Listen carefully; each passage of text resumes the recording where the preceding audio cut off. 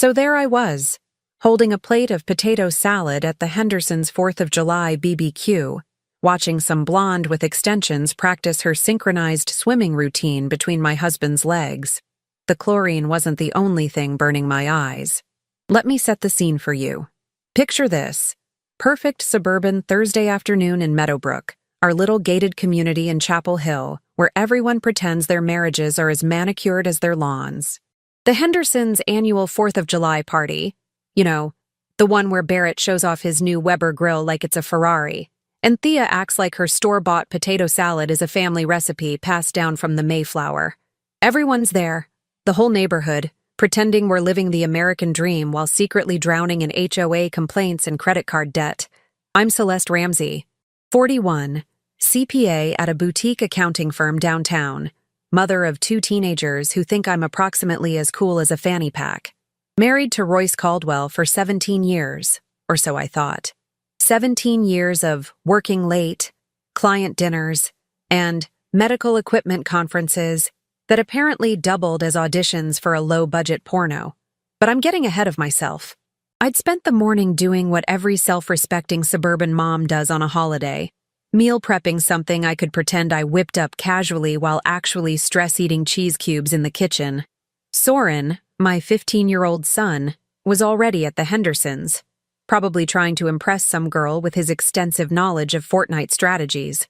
Petra, 12 going on 25, had informed me that morning that my outfit was giving soccer mom energy, and not in a good way. Thanks, honey. Love you too. Royce had left early, claiming he needed to help Barrett set up, which should have been my first red flag, considering my husband's idea of helping usually involves standing near someone doing actual work while holding a beer and offering unsolicited advice. But it was the 4th of July. I was tired. I'd already balanced 3 client portfolios that week and discovered that the Patterson account had some interesting discrepancies. My brain was fried. So there I went, walking the 2 blocks to the Hendersons with my mediocre potato salad and my complete ignorance, ready to make small talk about gas prices and pretend I cared about Melissa Morgan's new kitchen backsplash. The Hendersons' backyard was peak suburban excess. String lights that probably violated some fire code. A pool that cost more than my first car. That massive grill Barrett wouldn't shut up about. Coolers full of White Claw because apparently we're all 23 again. The whole neighborhood was there. The Taylors, the Coffees, the Morgans with their matching Ralph Lauren polos, even old Mr. Pierce from the corner house who only shows up for free food and to complain about property taxes. I spotted Soren immediately, awkwardly hovering near a group of girls, looking like he wanted to simultaneously be anywhere else and exactly there. Petra was with her friend Madison, both glued to their phones, probably TikToking about how embarrassing their parents are. Normal teenage stuff. And then I saw the pool. There were maybe 10 people in the water. Kids mostly, doing cannonballs and chicken fights. Barrett doing his yearly belly flop that everyone pretends is hilarious. And there, in the shallow end, was my husband, with a woman between his legs. Not just any woman. A blonde. And listen, I have nothing against blondes, but this was that specific shade of bottle blonde that screams, I have a vision board about becoming an influencer. Extensions so obvious they probably had their own zip code. One of those tiny string bikinis that's less swimwear and more dental floss with aspirations. And she was, right there, between his legs. Her hands were on his thighs. His hands were on her waist. They were laughing. That specific kind of intimate laughter that makes your stomach drop because you just know.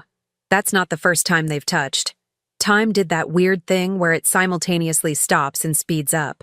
I could hear everything. The sizzle of burgers on the grill, some Kenny Chesney song playing from Barrett's outdoor speakers, kids screaming, Melissa Morgan talking about her backsplash, but it all sounded like I was underwater. The potato salad container was sweating in my hands. Or maybe I was sweating. Probably both. Royce looked up. Our eyes met across the yard. And the look on his face? That wasn't confusion. That wasn't, oh hey honey, let me explain this perfectly innocent situation. That was pure, unadulterated, oh shit. He practically launched himself out of that pool. I mean, full-on Olympic swimmer emergency exit. Created a wave that splashed over the edge and hit Barrett's precious Weber with enough force to make the coals hiss.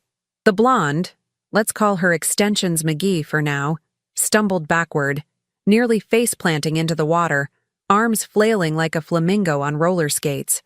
Suddenly, every single person in that backyard became extremely fascinated with their phones. The Taylor's teenage son found something absolutely riveting about his shoes. Melissa Morgan literally turned around and walked toward the fence.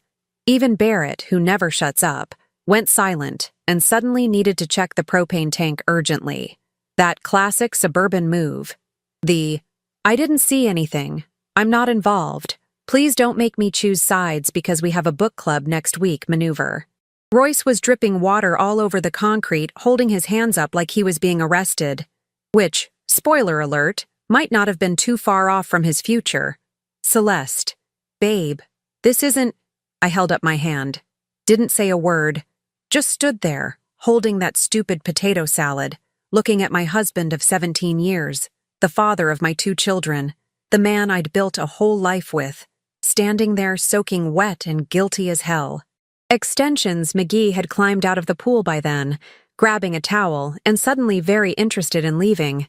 She scurried off toward the house like a wet cat, leaving a trail of chlorinated water and poor life choices. We should talk, Royce said. His voice had that edge to it, that defensive tone men get when they're about to explain why their obvious betrayal is somehow your fault for not understanding the context. I looked at him, then at the pool, then back at him. You're absolutely right, I said, my voice perfectly calm. We should definitely talk. And then I smiled. Here's what Royce didn't know about me. I'm a CPA. I've spent 17 years looking at numbers, finding discrepancies, following paper trails that people thought they'd hidden. I've uncovered embezzlement schemes, tax fraud, hidden accounts. I can find money like a bloodhound finds a cheeseburger. And for the past 3 months, I'd been noticing some very interesting charges on our credit card statements.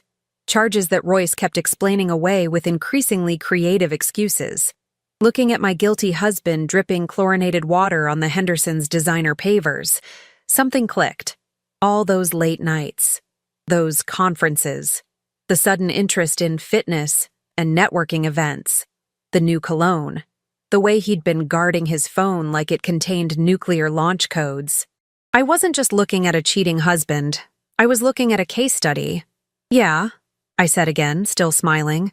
Let's definitely talk. I have so many questions. Like, for instance, what's a medical equipment salesman doing with quarterly wire transfers to an LLC I've never heard of? Or why our retirement fund is suddenly missing $43,000?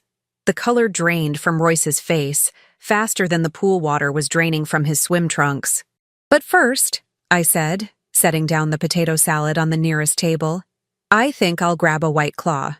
It's going to be a very interesting summer. That White Claw tasted like victory and poor decisions, but mostly victory. I didn't leave the party.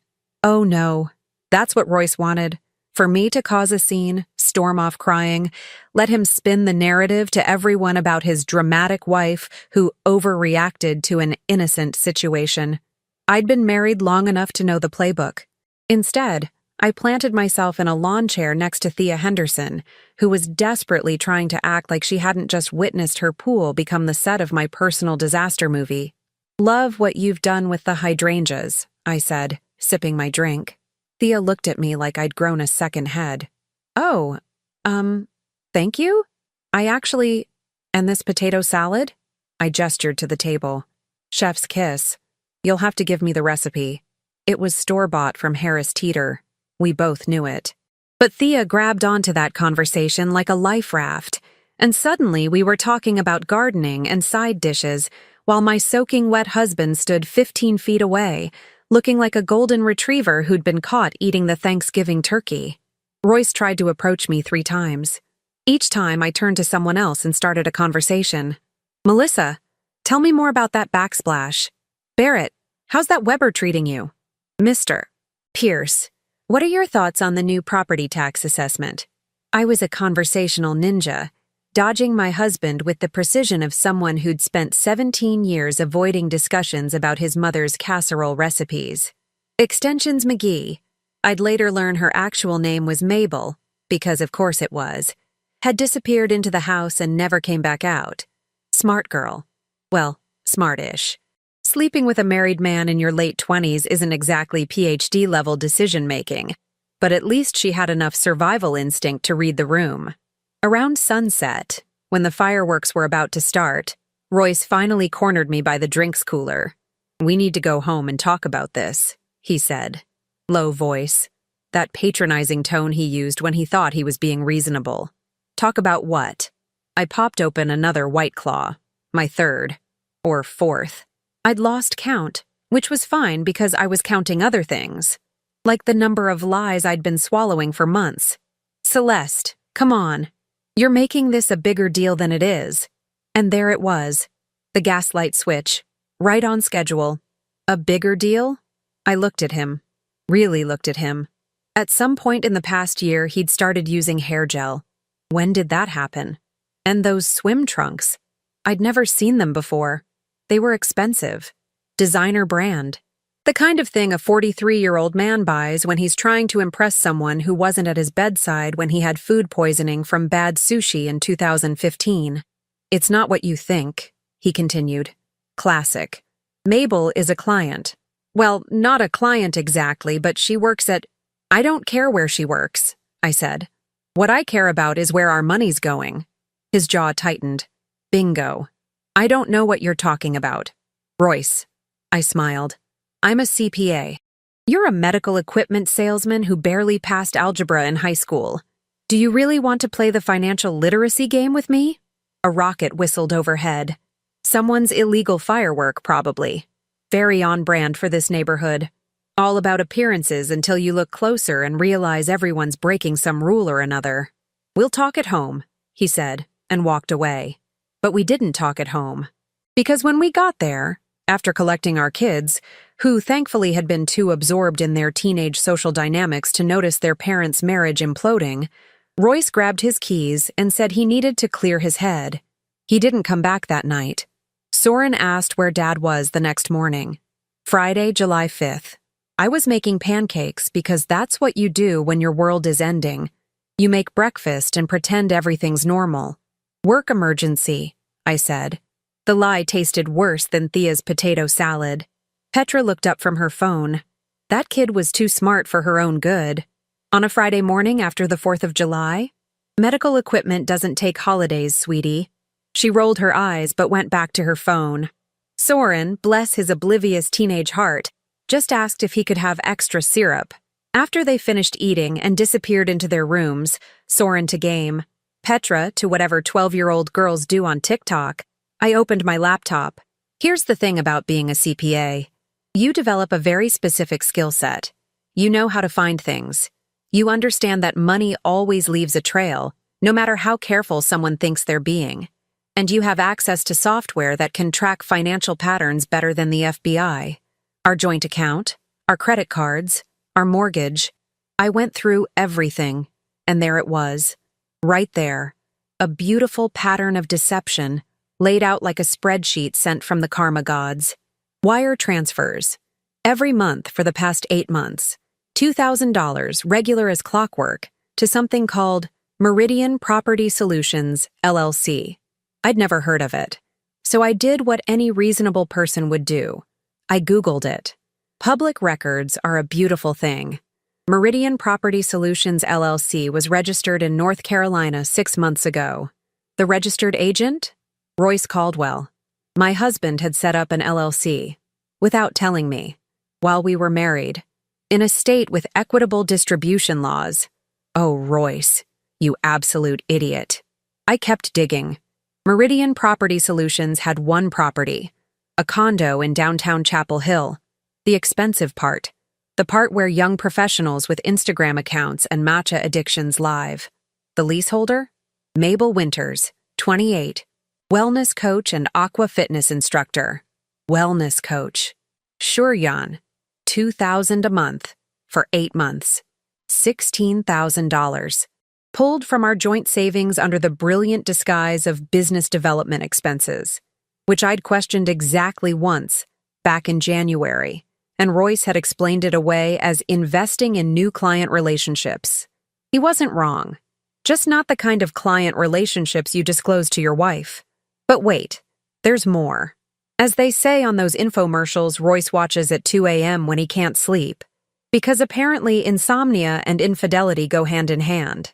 I pulled our retirement accounts, our 401ks, our kids' college funds, the 529 plan for Petra's college, the one we'd been building since she was born, $43,000 lighter than it should be, withdrawn in 3 separate transactions over the past 6 months, early withdrawal penalties paid, taxes that were going to be an absolute nightmare next April.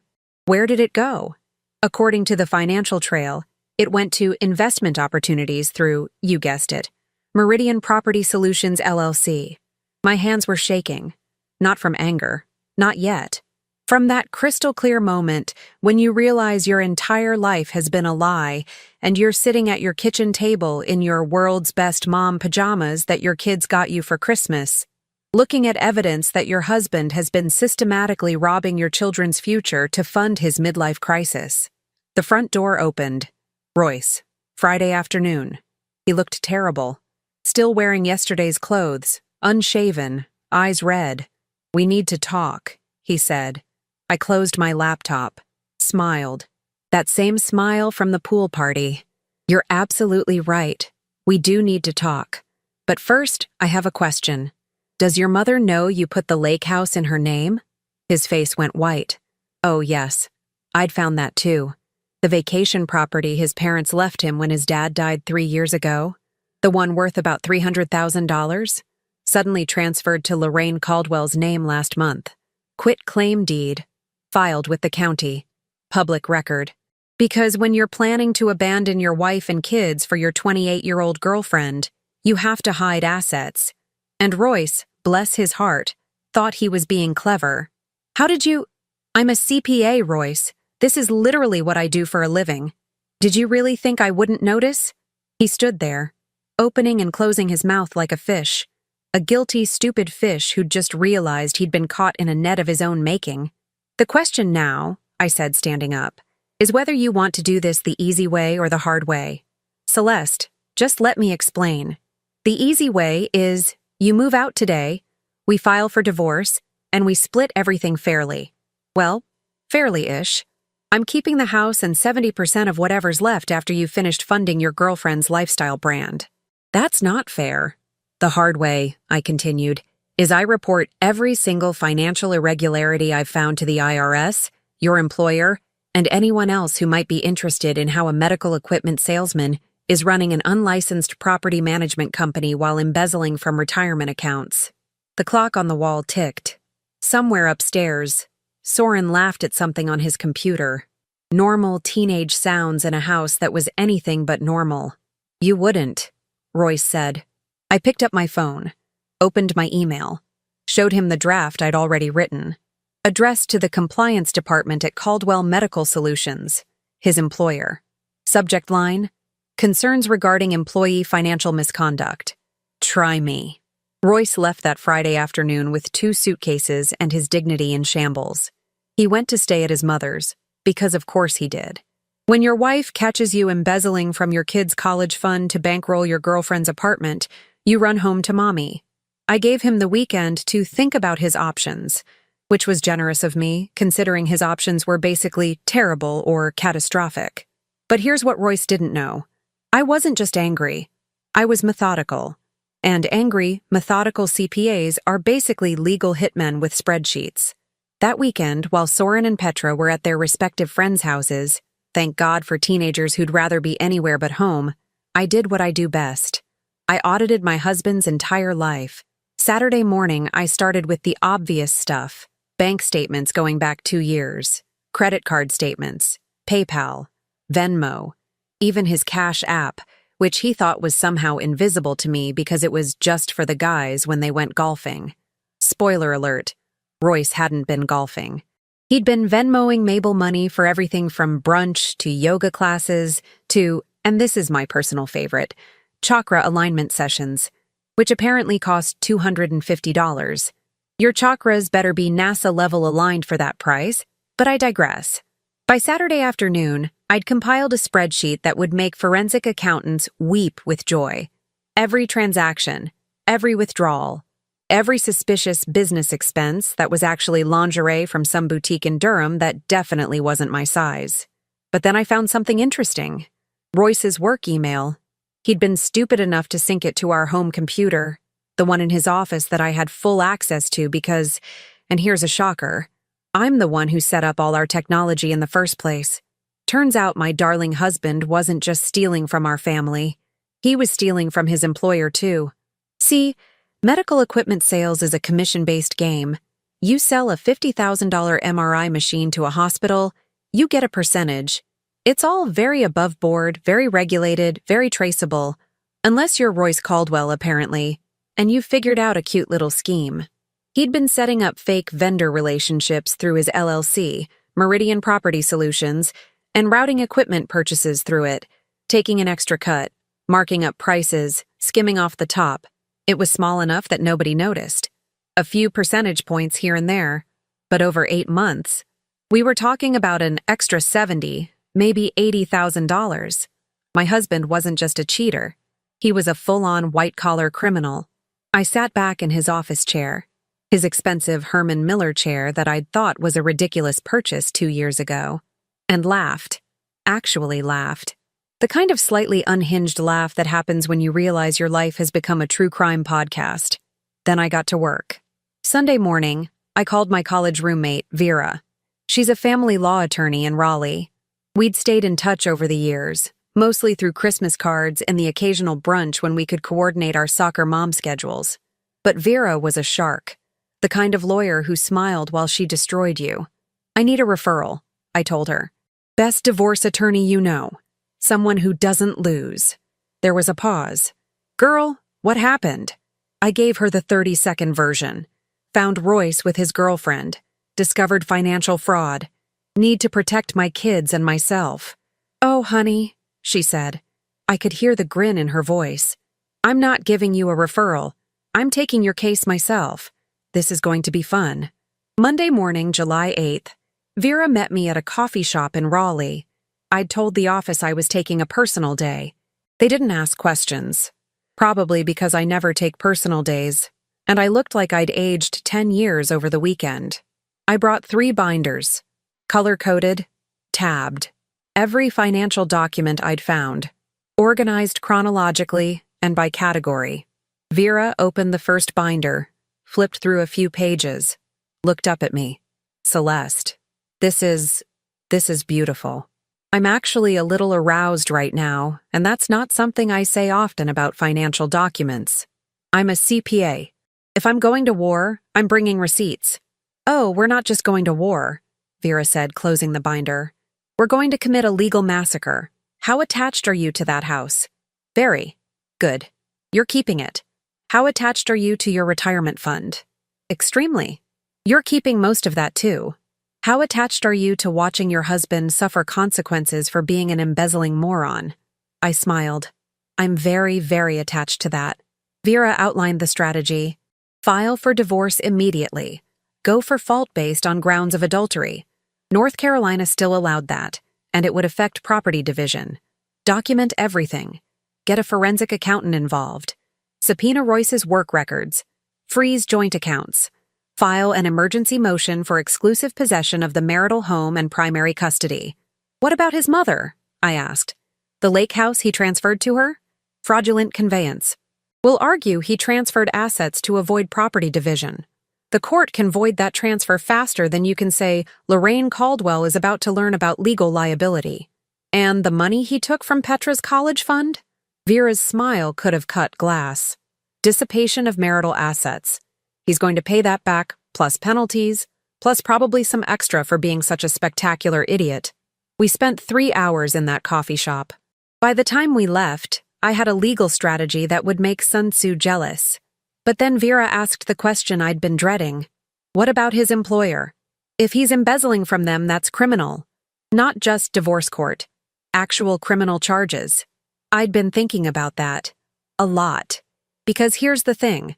I'm not a vindictive person. I'm really not. I don't enjoy watching people suffer. I'm the mom who cries at kids' choir concerts and volunteers at the school bake sale. But Royce hadn't just cheated on me. He'd stolen from our children's future. He'd put our family's financial security at risk. He'd lied for months, maybe years. And he'd done it all while making me feel crazy for questioning those business expenses and work trips. I want to report it, I said. But not yet. Vera raised an eyebrow. I want him to know I have that option. I want him to understand exactly how badly he screwed up. And then if he fights me on the divorce, if he tries to drag this out or hide more assets or make this difficult. I paused. Then I burn it all down. You're my new favorite client, Vera said. That evening, I sat down with Soren and Petra. This was the part I'd been dreading most. How do you tell your kids their dad is a lying, cheating criminal without completely destroying their relationship with him? Your dad and I are getting divorced, I said. Simple, direct. No sugarcoating. Petra looked up from her phone. Because of the pool thing? Of course she knew. Teenagers always know. They pretend to be oblivious, but they're watching everything.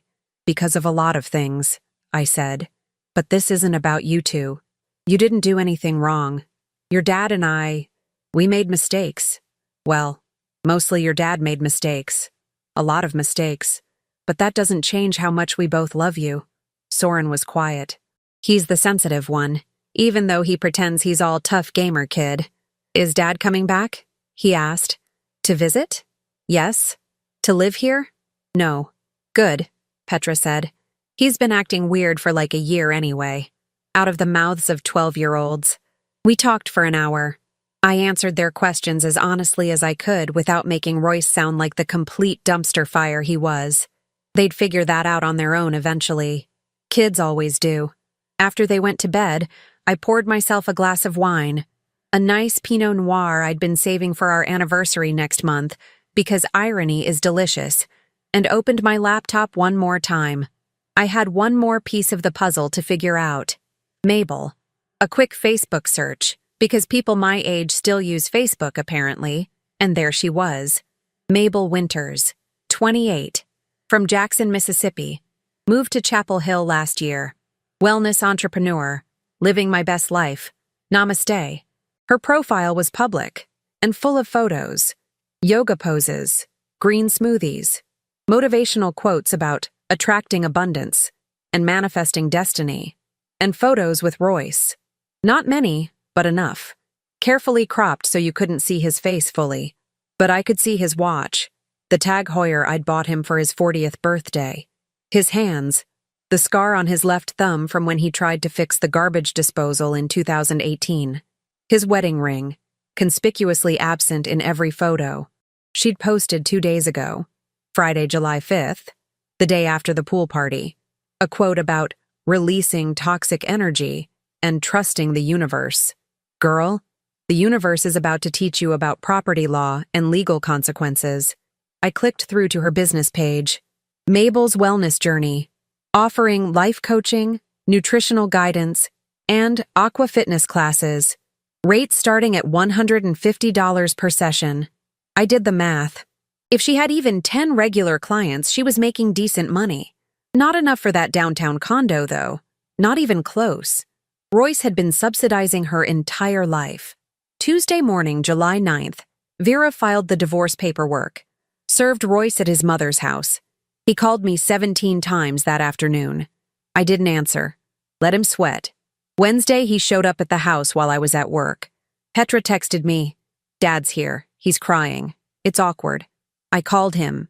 You have 5 minutes before I call the cops for trespassing. Celeste, please. We can work this out. I made a mistake. Mistakes, I corrected. Plural. Many, many plural. And no, we can't work this out. Sign the papers, Royce. Make this easy. I can't afford what you're asking for. Then get a better job. Or maybe ask Mabel if her chakra alignment business is hiring. He hung up. Thursday afternoon, my phone rang. Unknown number. I almost didn't answer, but something told me to pick up. Mrs. Caldwell. This is David Fletcher from Caldwell Medical Solutions Compliance Department. We need to schedule a meeting regarding some irregularities in your husband's account management. Would you be available next week? I smiled. Someone else had found the breadcrumbs. I'd be happy to meet, I said. And Mr. Fletcher? I think I have some information that might be relevant to your investigation. The meeting with David Fletcher happened on Tuesday, July 16th, at a conference room in downtown Chapel Hill that smelled like corporate anxiety and overpriced coffee. Fletcher was mid-40s, balding, with the kind of perpetually exhausted look that comes from babysitting grown adults who can't follow basic compliance rules. He brought 2 other people, a woman from HR named Simone, and their corporate attorney, a guy named Pierce who looked like he billed $600 an hour just to breathe. I brought my 3 binders and Vera. Mrs. Caldwell, Fletcher began, we appreciate you taking the time. It's Ms. Ramsey, actually, I corrected. I kept my maiden name. But please call me Celeste. Vera gave me a subtle nod. Good start. Establish that I'm not just Royce's wife. I'm my own person. A person with her own career and her own name and her own very organized binders. Right, Celeste. We've been conducting a routine audit of our sales team's vendor relationships, and we've noticed some irregularities in your husband's accounts. Ex-husband, I said. Well, soon-to-be ex-husband. The papers are filed. Fletcher's eyebrows went up. I see. Well, that's actually relevant. We've discovered that Royce has been routing equipment purchases through a third-party LLC called Meridian Property Solutions. Are you familiar with this entity? I opened binder number 2, tab C, slid it across the table. Meridian Property Solutions LLC was registered by Royce on November 18th of last year. He's the sole member. It has one asset, a rental property in downtown Chapel Hill, leased to his girlfriend. He's been using it to mark up equipment sales and pocket the difference. I estimate he's taken approximately $75,000 to $80,000 over the past 8 months. The room went silent. You could hear the air conditioning hum. Pierce, the attorney, leaned forward. How did you— I'm a CPA, I said simply. And I have access to all our joint financial records. Had access, past tense. I've frozen everything as of last week. Fletcher looked like Christmas had come early. Would you be willing to provide copies of these documents for our investigation? Absolutely. On one condition. Vera put her hand on my arm. We'd rehearsed this part. What condition? Pierce asked. I want to know what actions you're planning to take. Because if we're going to do this, I need to know my kids and I are protected. Royce's criminal stupidity isn't going to blow back on us financially or legally. We're planning to terminate his employment immediately, Simone from HR said. And we'll be referring this to local law enforcement for potential criminal charges. Wire fraud, embezzlement, possibly more. Good, I said. Because he also stole $43,000 from our daughter's college fund to finance this little entrepreneurial venture. So forgive me if I'm not feeling particularly charitable about protecting him from consequences. Fletcher actually smiled. Ms. Ramsey, you've just made our investigation significantly easier. We'll make sure you and your children are clearly separated from any legal liability. You're a victim here too. We spent 2 hours going through everything, every document, every transaction, every email I'd found. By the end, Pierce was taking notes like his life depended on it, and Fletcher looked like he'd just won the compliance department lottery. One more thing, I said as we were wrapping up. His girlfriend, Mabel Winters, she's been accepting these payments knowing they were supporting her lifestyle. I don't know if that's relevant legally, but ethically? She's been living off stolen money. Noted, Fletcher said. The news hit Royce that evening. Wednesday, July 17th. Vera called me around 6 p.m. He's been terminated. They escorted him out of the building this afternoon. And get this, they're demanding full restitution plus damages. We're talking 6 figures in liability. Can he pay that? Vera laughed. Celeste, honey, he can't even afford a decent lawyer right now. His mother already called my office trying to negotiate. Apparently, Lorraine just realized that lake house transfer might make her legally liable as an accessory. Shame, I said, not feeling shameful at all. Thursday morning brought more good news. The Chapel Hill Police Department white-collar crime unit opened an investigation. By Friday afternoon, Royce had been formally charged with embezzlement and wire fraud. But wait, as those infomercials say, there's more. Mabel's landlord, the actual property owner of that downtown condo, found out the rent had been coming from fraudulent sources. Eviction notice posted on Monday, July 22nd. She had 30 days to vacate. I know this because Mabel called me. Actually called my cell phone. The audacity. Mrs. Caldwell, this is Mabel. I wanted to say I'm sorry. I didn't know he was married at first, and then when I found out, he said you two were separated and— Mabel, I interrupted. Let me save you some time. I don't care about your explanations. I don't care about your side of the story. You're 28 years old. You're old enough to Google someone before you sleep with them. You're old enough to question why a separated man is still wearing his wedding ring in family photos all over social media. You're old enough to understand that when someone's funding your entire lifestyle, you should probably ask where that money's coming from. Silence on the other end. But here's what I do care about, I continued. My husband, ex-husband, stole from our children to pay your rent. He committed crimes to buy you yoga pants and chakra alignments and whatever other wellness nonsense you're peddling. So no, I don't accept your apology. I hope your next life coaching session teaches you about personal responsibility. I hung up. It felt amazing. The divorce proceedings moved faster than expected. Royce didn't have money for a protracted legal battle. Shocking what happens when you embezzle your way into criminal charges and unemployment. His public defender for the criminal case advised him to settle the divorce quickly and favorably to me.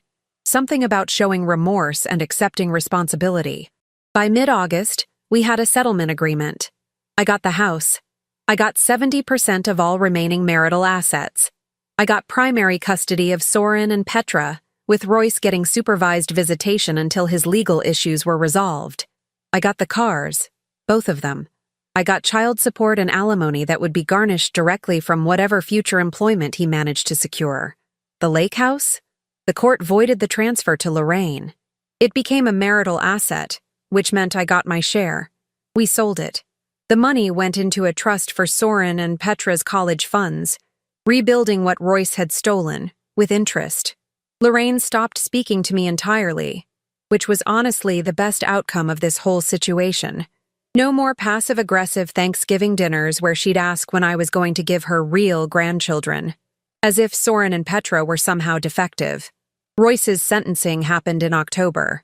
3 years probation, community service, full restitution to Caldwell Medical Solutions, and a felony record that would make future employment in medical sales approximately impossible. Mabel moved back to Mississippi in September. Her Instagram went quiet around then. Last I checked, and okay, I checked because I'm petty but I'm not a saint. She's working at a gym in Jackson teaching water aerobics. Full circle, I guess. The kids adjusted better than I expected. Petra started seeing a therapist. Her idea, not mine, which made me proud. She told me one day in the car, coming back from Target, "You know what's weird? I'm not even that sad. Like, Dad made his choices. That's on him. 12 years old and already wiser than her father. Soren took longer to process everything. He's the sensitive one. But by Halloween, he admitted that the house felt less tense without his dad there. Like, we can all breathe now, he said. Yeah, kid. Exactly like that. My promotion at work came through in November. Senior partner, corner office, 20% raise. The managing partner told me my attention to detail and analytical skills are unmatched. Thanks, Royce. Your criminal incompetence really highlighted my professional competence. I started doing consulting work on the side, helping people going through divorces understand their financial situations. Turns out there's a huge market for CPAs who can translate "your spouse is screwing you financially" into actionable legal strategy. Vera refers clients to me. I refer clients to her. It's a beautiful symbiotic relationship built on the ashes of other people's failed marriages. By December, I'd paid off the legal fees, rebuilt the emergency fund, and booked a spring break trip to Disney World for me and the kids. Just us three. No complicated family dynamics. No walking on eggshells. Just overpriced theme park food and matching t-shirts that say, "Making Magic Happen." Petra rolled her eyes when I showed her the shirts. Mom, that's so cringe. I'm a divorced 41-year-old woman taking her kids to Disney World on her ex-husband's theoretical future earnings, I said. I've earned the right to be cringe. She smiled despite herself. Fair. Christmas was weird. First one without Royce. But also the first one where I didn't have to pretend everything was fine while Lorraine made passive-aggressive comments about my cooking, and Royce disappeared into his phone every 15 minutes. We made new traditions. Soren picked the movie. Some action thing with explosions. Petra made hot chocolate with an obscene amount of marshmallows. I wore pajamas all day and didn't care who judged me. It was perfect. On New Year's Eve, after the kids went to bed, Soren at a friend's house, Petra having a sleepover with Madison, I poured myself champagne and stood on the back deck of my house. My house. Mine. The neighborhood was quiet. String lights still up from Christmas. Someone a few streets over was playing music, probably getting ready for midnight. I thought about that 4th of July party, 5 months ago, standing there with potato salad, watching my marriage explode in a suburban swimming pool. And I laughed. Not a bitter laugh. Not an angry laugh. Just pure, genuine amusement at the absurdity of it all. Because here's what Royce never understood. You can't build a life on lies. Eventually, the foundation cracks. And when it does, you better hope the person you've been lying to isn't a CPA with access to public records and a vindictive streak disguised as professional competence. My phone buzzed. Text from Vera. Happy New Year, you magnificent shark. Brunch next week? I texted back. Absolutely. I'm buying. I can afford it now. The fireworks started at midnight. Someone nearby, probably the Taylors, was setting off the illegal kind. Very on brand for Meadowbrook, where everyone follows the rules except when they don't. I raised my champagne glass to the sky. Here's to new beginnings. I said to no one in particular. And to men who underestimate their wives. May they forever learn the hard way. The fireworks exploded overhead. Gold and silver and blue, lighting up the January sky. Beautiful. Expensive. Gone in an instant. Just like Royce's freedom and financial security. Poetic, really. You know what nobody tells you about revenge? It's not actually sweet. It's more like efficient, clinical, like balancing a spreadsheet where all the numbers finally add up correctly. I'm writing this on a Tuesday afternoon in March, sitting in my corner office with the view of downtown Chapel Hill that I definitely earned. It's been 8 months since the 4th of July BBQ that changed everything. 8 months since I stood in the Hendersons' backyard holding potato salad and watching my marriage drown in chlorinated water. Spring break is next week. Soren, Petra, and I are flying to Orlando. Those matching Disney shirts are packed and ready, despite Petra's protests. Soren's actually excited, though he's trying to play it cool because 15-year-old boys aren't supposed to admit they still like Mickey Mouse. But I caught him Googling best rides at Magic Kingdom last night, so the secret's out. The kids are doing fine. Better than fine, actually. Therapy helps. So does having a parent who doesn't lie to them constantly. Petra made honor roll last semester. Soren joined the robotics club and suddenly has opinions about Arduino boards that I absolutely do not understand, but pretend to follow. They see Royce every other weekend now. Supervised visitation ended in January after he completed his court-mandated counseling. He's living in a 1-bedroom apartment near the mall, the sketchy mall, not the nice one, and working at a car dealership. Sales, because apparently that's all he knows how to do, though I imagine having a felony record makes the background check conversations interesting. The kids come back from his place and don't say much. I don't push. They'll talk when they're ready, or they won't. Either way, they know I'm here. Lorraine tried to reach out in February, sent a card for Petra's 13th birthday with a check for $50 and a note about healing family wounds. I let Petra decide whether to cash it. She did, then spent the money on concert tickets for her and Madison. Grammy's funding Taylor Swift, she announced. That feels right. I didn't disagree. Mabel's Instagram is still quiet. I stopped checking around January, which my therapist, yes, I got one too, says is healthy boundary setting. I prefer to think of it as no longer caring about people who are irrelevant to my happiness, but we're working on my tendency to sound like a self-help book written by someone who's mildly bitter. Work is good. Great, actually. That side consulting business I started? It's taking off. I've helped 11 people in the past 4 months navigate the financial complexities of divorce. 3 of them discovered hidden assets they didn't know existed. One found out her husband had been running a cryptocurrency scheme. Another realized his wife had been funneling money to her sister's business that didn't actually exist. Turns out, Royce wasn't even that creative. He was just criminal and stupid, which is honestly the worst combination. Vera and I have brunch once a month. She calls it networking. I call it 2 divorced women drinking mimosas and judging people. Last week, she told me she's seen a noticeable uptick in her practice since my case. Apparently, the legal community in Chapel Hill talks, and the story of the CPA who methodically destroyed her embezzling husband's life has become something of a legend. "You're like an urban myth," Vera said, finishing her 3rd mimosa. "The woman with the receipts." "I prefer to think of myself as a cautionary tale," I replied. "Don't marry someone who can't do basic math. Or someone who thinks a CPA wife won't notice financial fraud. That too. The house feels different now. Lighter. We repainted Royce's office. It's a reading room now, with a window seat and bookshelves Soren helped me install. We replaced the furniture in the master bedroom because I wasn't sleeping in a bed I'd shared with a criminal. We got a dog. A rescue beagle named Peanut who's absolutely useless as a guard dog but excellent at emotional support. The Hendersons still do their 4th of July party every year. I'm already planning my attendance for this summer. Because here's the thing. I didn't do anything wrong. I'm not the one who should feel ashamed or uncomfortable. I'm not the one who needs to hide. If anything, showing up with my kids and my life together is the ultimate power move. Let them see what winning looks like. I've learned things this past year. Hard things. Like how you can spend 17 years with someone and not really know them at all. How love without respect is just nothing. How the worst betrayal isn't the affair. It's the financial fraud and the lies and the systematic dismantling of trust. But I've also learned that I'm stronger than I thought. More capable. More resilient. That I can take the worst thing that's ever happened to me and turn it into a career opportunity and a better life for my kids. That I don't need a partner to feel complete. I just need accurate financial records and a good attorney on speed dial. People ask me sometimes if I'm dating. The answer is no. Not because I'm bitter or broken or traumatized, but because I'm genuinely happy alone.